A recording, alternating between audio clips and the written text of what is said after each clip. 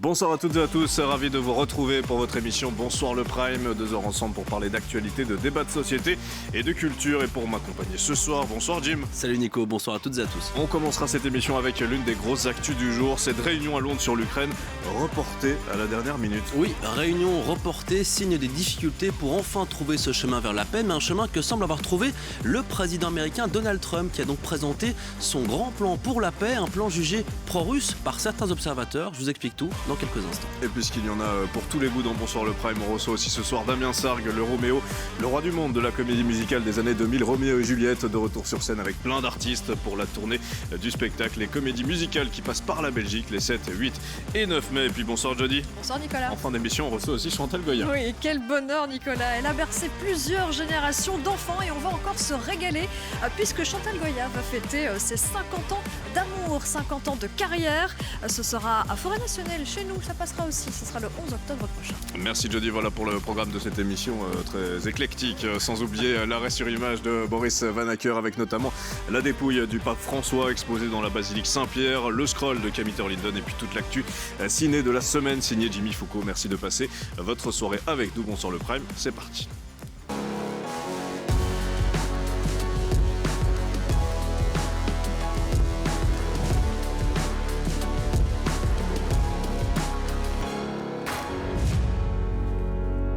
Et bonsoir le Prime, ça commence comme chaque soir avec de l'info, c'est l'heure de 20h10 Actu.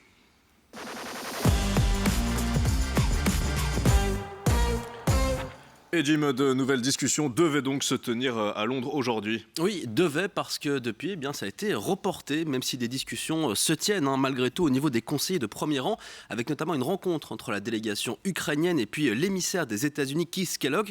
Mais pourquoi en parle-t-on aujourd'hui ? Eh bien parce que l'administration Trump, elle commence légèrement à perdre patience. Le président a déclaré vendredi dernier que les États-Unis passeront à autre chose très bientôt si un accord n'est pas conclu rapidement. Écoutez. Si pour une raison ou pour une autre, l'une des deux parties rend les choses très difficiles, nous dirons simplement « vous êtes fous, vous êtes des imbéciles, vous êtes des gens horribles » et nous passerons notre tour. Mais avec un peu de chance, nous n'aurons pas à le faire et Marco a raison de dire que nous voulons en finir. Pensez-y, chaque jour, beaucoup de gens sont tués en jouant à des jeux. Nous n'allons donc pas accepter cela et nous verrons bien. Je pense que nous avons de bonnes chances de résoudre le problème. La preuve aussi que l'Ukraine n'apparaît plus comme une priorité pour Washington, c'est aussi la non-présence de Marco Rubio, le secrétaire d'État américain, qui avait décidé de ne pas se rendre à Londres pour cette réunion. Mais dimanche, Donald Trump a dit espérer un accord dans la semaine et a donc présenté son fameux plan de paix. Et puis hier, le vice-président américain, vous le voyez à l'image, J.D. Vance, il est revenu sur cette proposition jugée très explicite qui a donc été proposée à Kiev et à Moscou concernant donc cette voie à suivre vers la paix, ajoutant qu'il était temps pour eux de dire oui, ou bien pour les États-Unis de tout simplement se retirer de ce processus.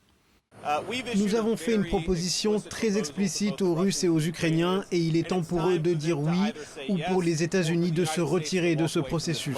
Bien sûr, cela signifie que les Ukrainiens et les Russes vont devoir céder une partie du territoire qu'ils possèdent actuellement. Il va falloir procéder à des échanges de territoire. Je ne dirai donc pas quelles sont les lignes exactes, mais nous voulons que les massacres cessent.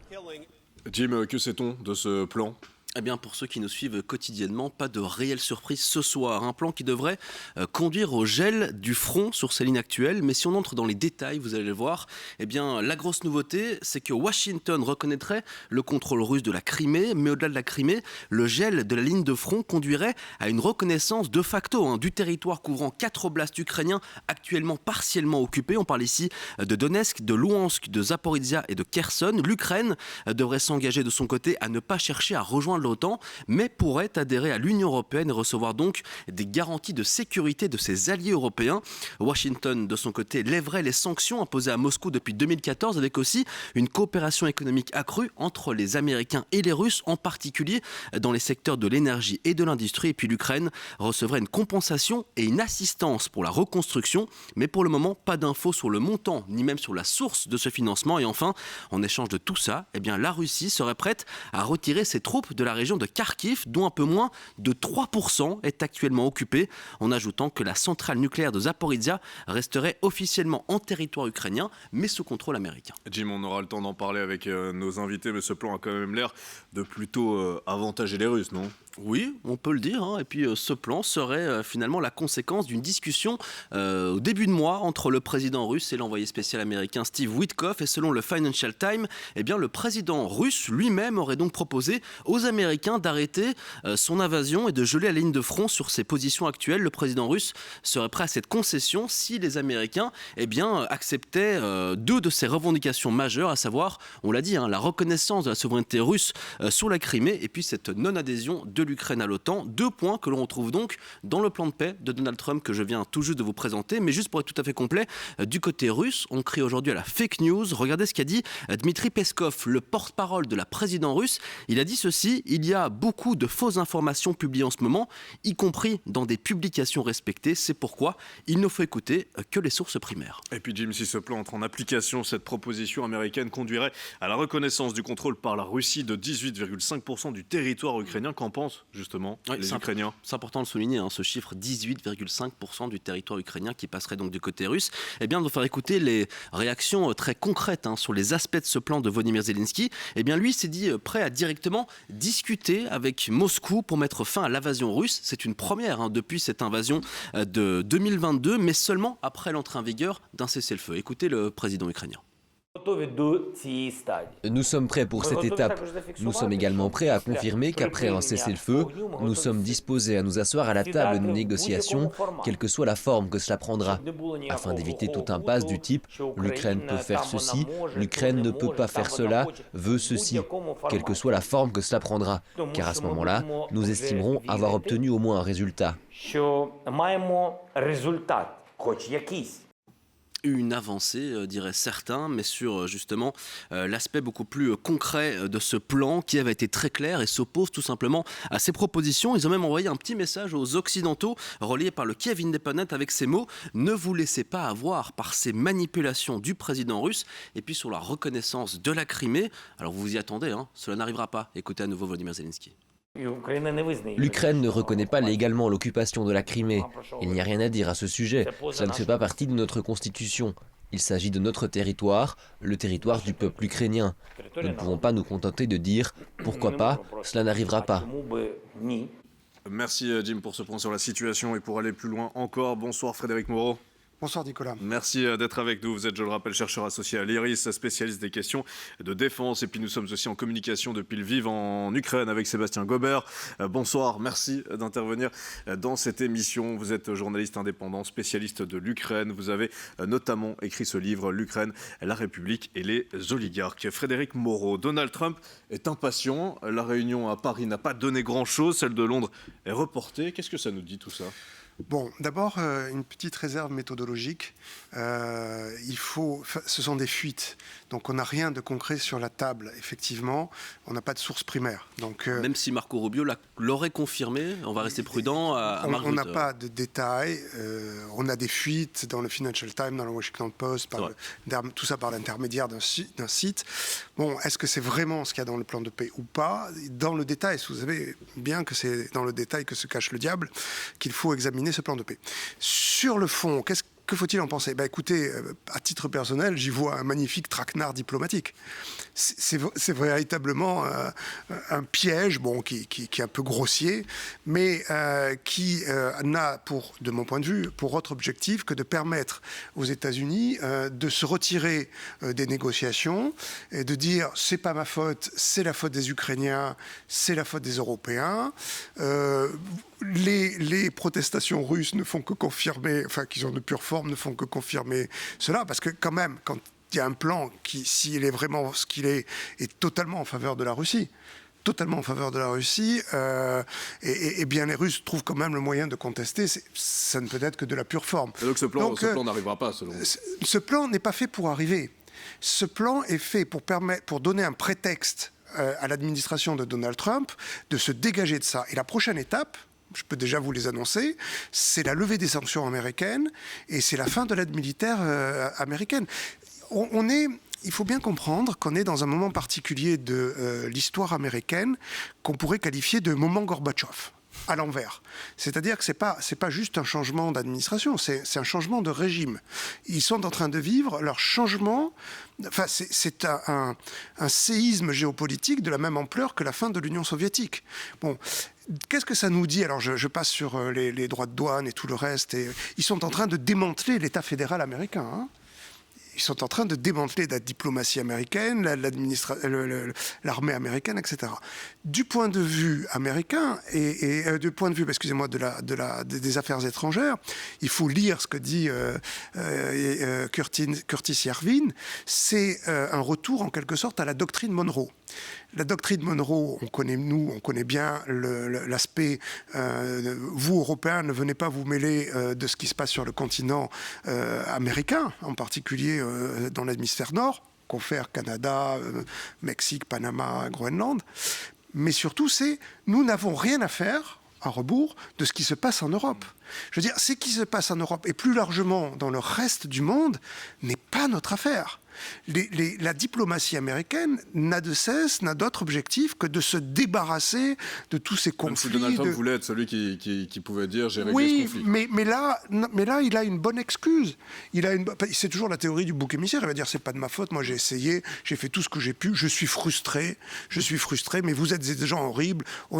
Il se donne le beau rôle parce qu'il dit quand même c'est terrible, il y a des gens qui meurent tous les jours, etc. Enfin, je veux dire, c'est de l'humanisme à pas cher. Avec Moreau, on va prendre justement la direction de l'Ukraine avec Sébastien Gobert. Comment c'est perçu tout ça depuis l'Ukraine, ces négociations qui s'enlisent, ce dossier qui piétine et ce plan de guerre qui n'est pas encore du tout officiel, mais je suppose que les Ukrainiens n'accepteront jamais ce plan? Il y a une phrase qui circule beaucoup aujourd'hui sur les réseaux sociaux de l'ex-ministre des Affaires étrangères lituanien, c'est si les Ukrainiens avaient voulu capituler depuis 2022, a fortiori depuis 2014, ils l'auraient déjà fait depuis longtemps et ils n'avaient pas du tout besoin de Donald Trump pour ça.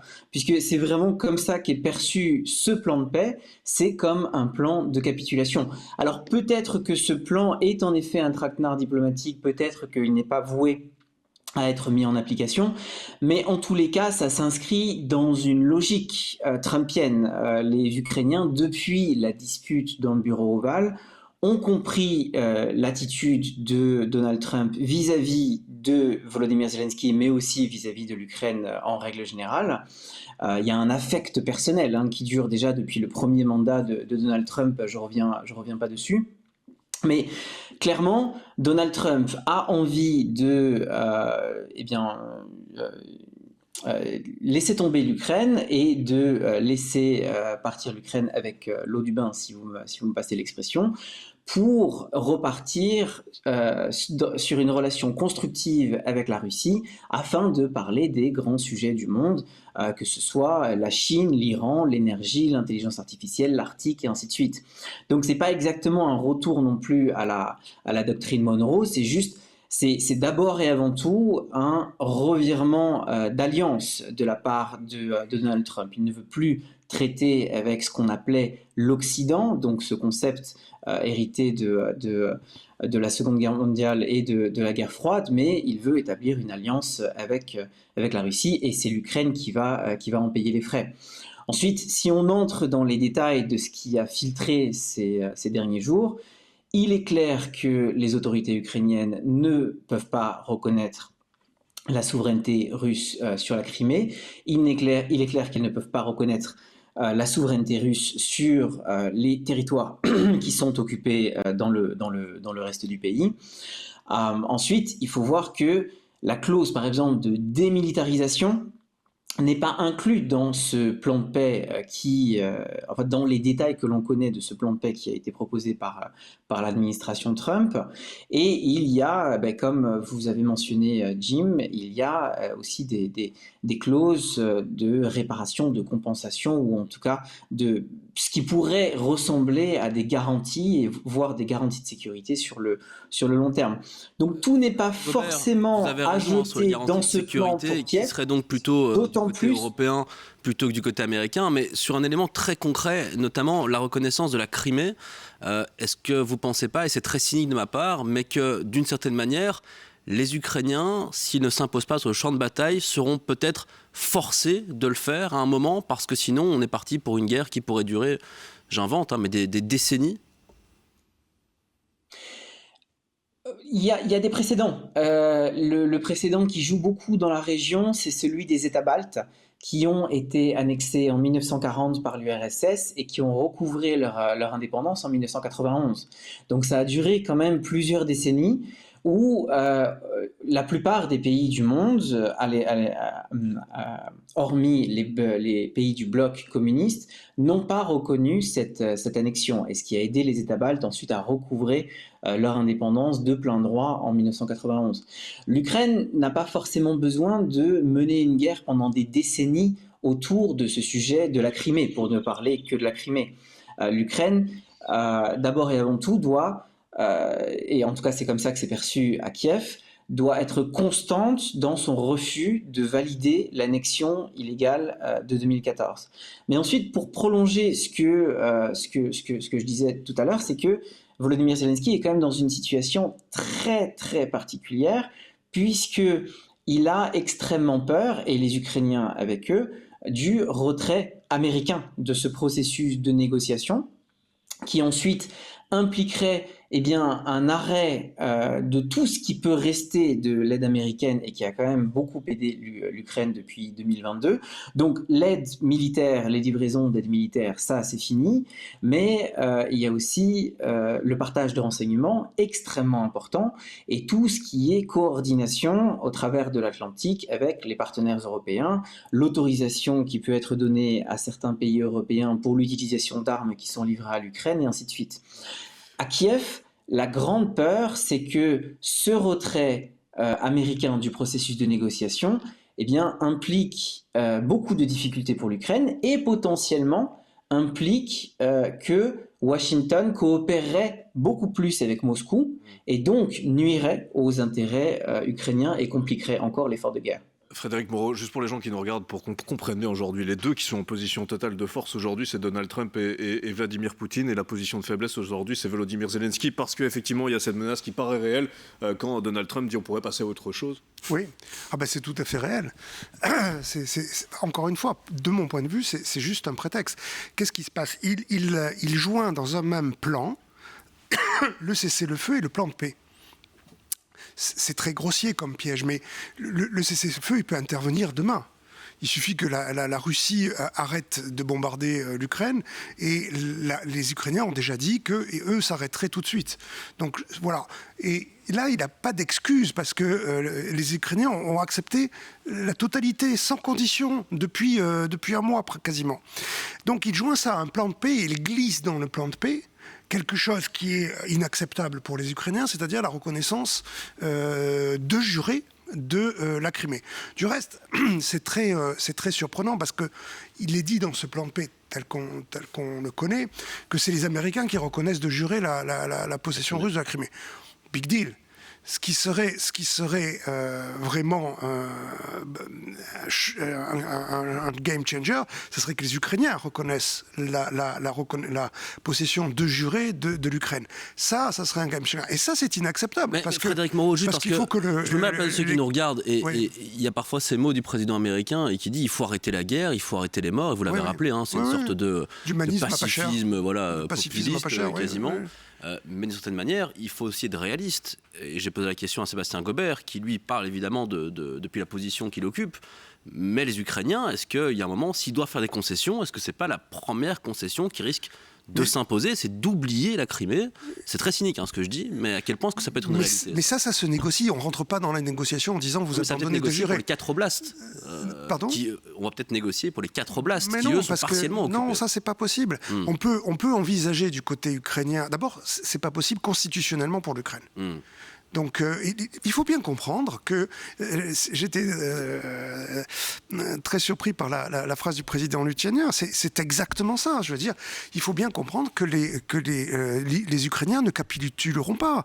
Ils vont se battre avec des couteaux et des lance-pierres, si c'est nécessaire. Donc, parce que c'est leur sol, parce que c'est leur vie, parce que c'est leur ville, parce que tout cela fait partie de ce qu'ils sont jusqu'au bout. Donc, négocier sur l'Ukraine, oui. C'était du reste ce qui avait été fait à Istanbul en disant mais on va peut-être geler la question pendant 15 ans, on va faire un référendum, on va voir, etc. Voilà. Donc trouver une porte de sortie qui permette à chacun de sauver la face. C'est ce que vous préconisez. Mais certainement pas rentrer dans les négociations en disant vous reconnaissez de jurer la possession russe de l'Ukraine. Non, mais ça serait dire vous reconnaissez la Crimée et on se retire par exemple des 4 oblasts. C'est un scénario qui existe depuis le début de la guerre, qui est dramatique. Mais ça, c'est même pas un rêve. Jamais Vladimir Poutine va se retirer des 4 oblasts.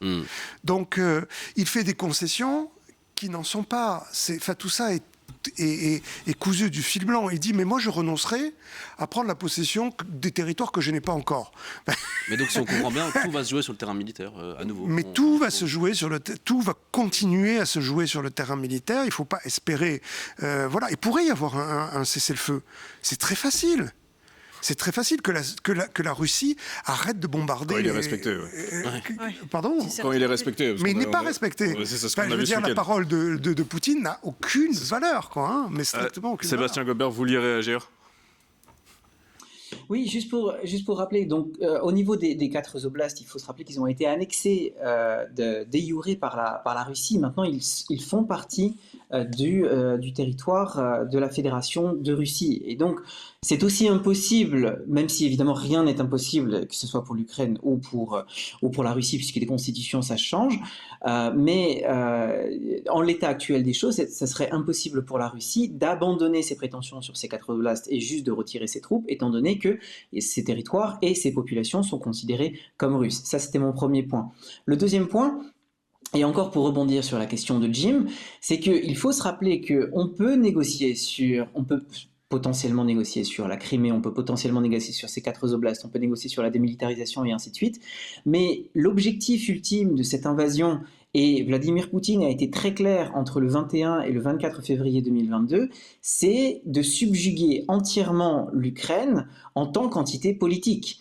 Vladimir Poutine veut revenir à l'empire des tsars, où l'Ukraine n'était considérée que comme une petite Russie qui était entièrement russifiée et dont les distinctions avec la Russie étaient particulièrement ténues.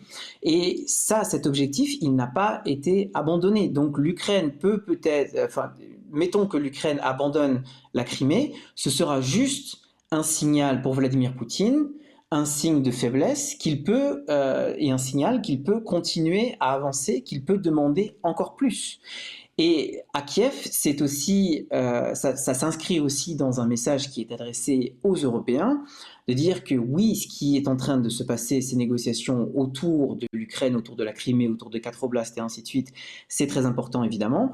Mais si les Européens lâchent l'Ukraine sur ces différents points, eh bien, ils doivent s'attendre à ce que Vladimir Poutine demande encore plus et que le cadre de ces demandes déborde celui de l'Ukraine. Évidemment, vous avez sans doute dû le traiter sur le plateau. Les États baltes sont excessivement inquiets. Les Polonais sont très inquiets, mais les Polonais sont de toute façon inquiets par nature et de par leur histoire. Les Finlandais renforcent leur capacité de défense. Donc, ce qui est en train de se passer ici en Ukraine doit aussi envoyer des messages aux Européens pour leur faire comprendre que céder à Vladimir Poutine, c'est se compromettre son propre avenir. Frédéric Moreau, effectivement, on a parlé de Donald Trump, on a parlé de Volodymyr Zelensky, on a parlé de Vladimir Poutine. Est-ce que les Européens sont en mesure aujourd'hui d'imposer quoi que ce soit ? Les Européens sont aujourd'hui en mesure de prendre le relais, certes de façon imparfaite et incomplète, des Américains. Le problème, c'est moins les armes que ce que l'on appelle le renseignement opérationnel à fin d'action. Ça c'est vraiment ce qu'il y a. Il a suffi à Donald Trump de suspendre ce renseignement opérationnel pour que les Ukrainiens perdent Koursk. C'est quoi le renseignement opérationnel à fin d'action ? C'est la capacité en temps réel de dire qu'à tel moment, à telle heure, à tel endroit, sur telle coordonnée GPS, il y a un général russe qui passe ou un régiment russe qui est là ou une batterie d'artillerie. Ça, les Européens ne peuvent le faire que de façon imparfaite, pas aussi fine et aussi détaillée que les Américains, et ça c'est un vrai problème. Voilà. Pour le reste, on va trouver. Les Russes ne sont pas... Il faut arrêter de dire que la Russie a gagné la guerre. Il faut arrêter de dire que la Russie, enfin d'après les informations sources ouvertes, accessibles à tout le monde, il y a des contre-attaques ukrainiennes. Les Ukrainiens reprennent des villages, notamment dans la région de Pokrovsk.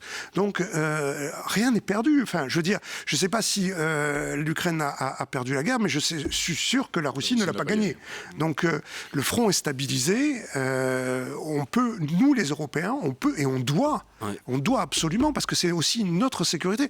N'oublions jamais que l'Ukraine est la première ligne de défense de l'Union européenne. Après, Frédéric Moreau, moi ça m'a étonné aujourd'hui parce qu'on ne retrouve aucun élément lié à ces accords sur les minerais. On a vu Donald Trump dire ça va être signé très bientôt, voire même ce jeudi, peut-être même demain.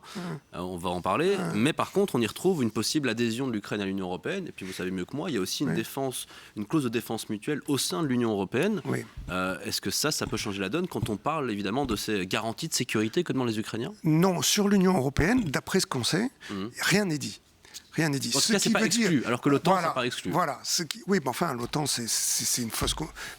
c'est une blague. Des frontières claires, pas de guerre, etc. Non, mais il n'en a jamais été question. Mais même avant le 22 février 2022, il n'était pas de question que l'Ukraine rejoigne l'OTAN, parce que l'OTAN, c'est les Américains, et les Américains étaient contre. Donc, voilà. Enfin, il y a eu je ne reviens pas sur l'histoire, tout le monde la connaît. Mais sur l'histoire des minerais, c'est pas clair.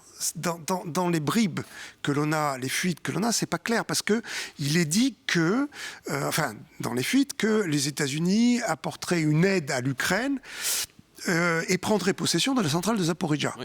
Bon, et puis revendraient de l'électricité aux Russes et aux Ukrainiens. Bon, ils apporteraient une aide en soutien à la reconstruction de l'Ukraine, mais certainement pas à titre gratuit, connaissant Donald Trump.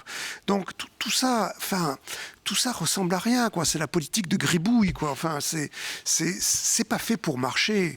C'est fait pour donner un prétexte à Donald Trump de se retirer de ça et de parler avec son ami Vladimir Poutine de ce qu'il a envie de parler. C'est ça. C'est un peu le renversement d'alliance